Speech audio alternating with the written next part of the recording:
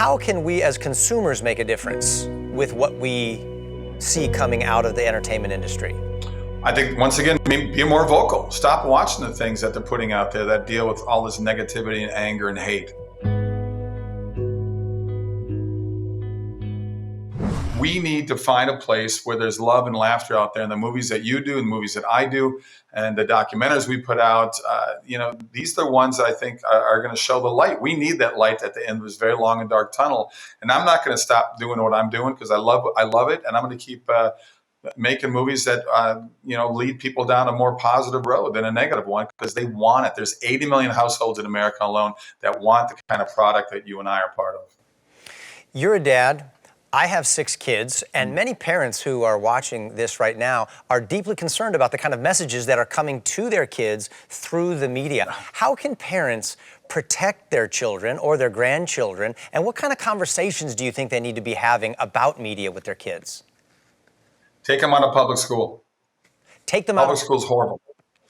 Take them out. Do you know, because of COVID, 2 million more kids now are being homeschooled because finally their eyes are opening, and maybe they knew it, but they didn't do anything about it before. They're opening their eyes and going, oh my gosh, look what these schools are doing to our kids, because it's insane. When I was in school, I never had teachers tell me to believe in God or not believe in God. Never had teachers telling me to vote this way or vote that way. They taught math, they taught English, they taught biology, they taught economics, they taught the things they were hired to teach. It's a whole different world out there right now. And we got to get the gloves off and say enough is enough. And we got to sit there and stand up for what's going on with our kids. And the only way to do it is not being afraid to do it. But fear is an amazing weapon. And as you know, governments of every level are using fear to control our lives at every twist and turn. And enough is enough. And we need to fight back. And I'll tell you, in 2022, this year right now, we better fight back at the voting booth. And we better have honest elections, is what I'm saying. We can't have anything happen like it's happened down the past before. Well, I couldn't agree with you more, and we've been warned by our founders and even people before that, people like the German monk Martin Luther, who said that he believes that any kind of a school system that is devoid of the scriptures, devoid of the word of God, will turn to be the great gates of hell and produce the worst, most wicked machinery that propagates anti-God, anti-Christian beliefs and ethics in our children. And so we know that whoever controls education controls the future, because they have the key to the hearts and minds of our kids. And I really appreciate the work that you and your wife Sam are doing in this area of education. Kevin, what kind of messages do you think the world needs to hear today? Don't be afraid. Don't be afraid. I'm going to go back to don't let anyone set your limitations. I really honestly believe that.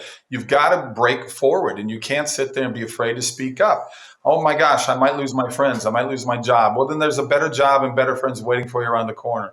We can't let fear control everything. So I'm telling people right now, please just pray about it, whatever you have to do to find that answer.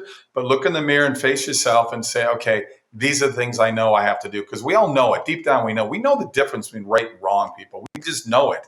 It's just a matter of choice. Every time we get in a bad mood in this family, if I do or anybody kids do, my wife Sam says, it's a choice. And she's not wrong. It is a choice. Bad things happen. God never promised an easy life for any of us.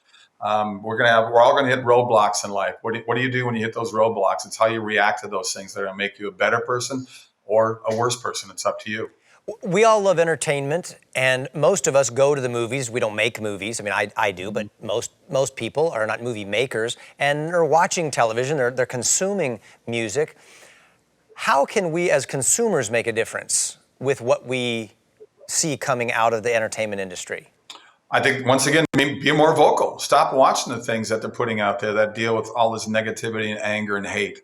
It's weird to me. I did a movie, Let There Be Light, that I directed. My wife co-wrote it along with Dan Gordon, who's an amazing writer. Dan was the showrunner on Highway to Heaven. He wrote 60 of those episodes.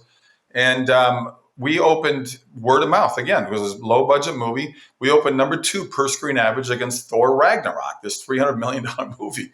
I get a call the following Monday after opening box office weekend from Netflix. They said, hey, we see that you have a good following in this inspirational world. We want to open an inspirational division at Netflix.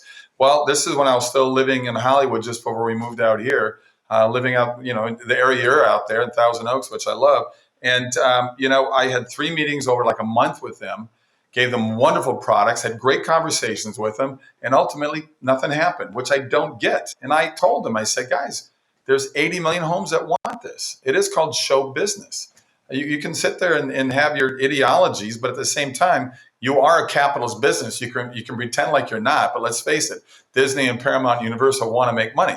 So why do you not want to promote movies like this that have something that has a positive message? They would never do a Touched by an Angel in today's world. They just won't do it. They'd be too corny and sappy in their minds, So I've got some great products. You got some great products, and why we can't get these out there in mainstream Hollywood, I wish I had the answer. But the only thing I can say is, once again, they would rather promote a darker secular point of view of the world instead of pointing something that has light and hope and love and laughter in it.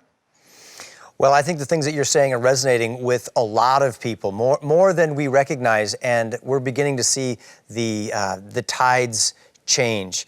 Yeah. I believe that God is still calling people into the entertainment industry to be doing the things that you're doing, to do the things that I'm trying to do. What message do you have for those who feel that calling on their life? Go for it, because there's a great impact. Right now, I'll tell you, I get every week, I get at least a half a dozen emails from people around the world, whether they're from a Muslim country, whether they're from Russia, China, and say, your movies have made me turn into a Christian. And to me, that's like an amazing, message to hear out there. And the first time it happened was after God's Not Dead. I was at the airport with my family in Salt Lake City. Woman walks up to me with her little 7-year-old baby daughter, and she says, are you Kevin Sorbo? And I said, just for today, yes, I am. And she said, well, I'm from Iraq. I live in America, but your movie, God's Not Dead, I became a Christian. I just got baptized. She starts crying. I start crying. My wife starts crying. We start praying for her right there in the middle of the airport. And I got goosebumps telling that, because it's amazing to me that you can see this happen. And I have read a number of different articles that the fastest growing countries of Christianity are Russia and China. So that shows you that communism, socialism, when it depresses people down to the lowest possible level, they get to that place when they go, there's got to be something better, and they start looking up, which is pretty amazing. I love it. Usually when you say that you've been used by somebody, that's a negative, derogatory term, but there is nothing more positive and there's nothing more invigorating than to realize that you have been used by God to bring someone to spiritual life. And I'm so excited to hear stories like that, and I'm so thankful that God uses guys like you and me in the entertainment industry to point people to Jesus.